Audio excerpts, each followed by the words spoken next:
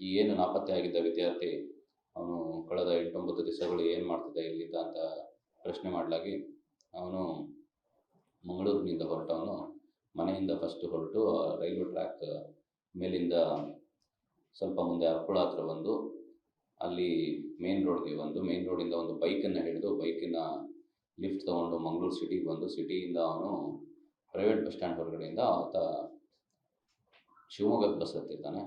ಶಿವಮೊಗ್ಗದಿಂದ ಟ್ರೈನ್ ಹಿಡ್ಕೊಂಡು ಮೈಸೂರಿಗೆ ಹೋಗಿರ್ತಾನೆ.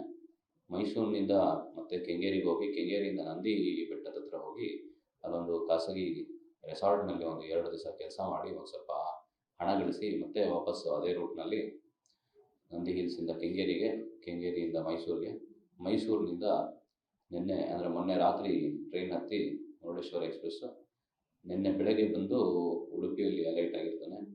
ಉಡುಪಿಯಲ್ಲಿ ಇಳಿದು ನಂತರ ಅವನಿಗೆ ಹಣ ಎಲ್ಲ ಖರ್ಚಾಗಿರುತ್ತೆ. ಹಣ ಖರ್ಚಾದ ನಂತರ ಅವನಿಗೆ ಊಟಕ್ಕೆ ಮತ್ತು ಒಂದು ಬಟ್ಟೆ ತೊಗೊಳಕ್ಕೆ ಅಂತ ಹೇಳಿ ಅಲ್ಲಿನ ಒಂದು ಸ್ಥಳೀಯ ಅಂಗಡಿಗೆ ಹೋಗಿ ಅಲ್ಲಿ ಪರ್ಚೇಸ್ ಮಾಡಿ ದುಡ್ಡಿಲ್ಲದೆ ಇರೋ ಕಾರಣಕ್ಕೆ ಒಂದು ಸ್ವಲ್ಪ ಅಲ್ಲಿಂದ ಓಡಲಿಕ್ಕೆ ಪ್ರಯತ್ನ ಮಾಡಿದಾಗ ಅಲ್ಲಿ ಪ್ರಶ್ನೆ ಮಾಡ್ತಾರೆ ಹಿಡ್ಕೊಂಡು ಯಾರು ಏನು ಅಂತ.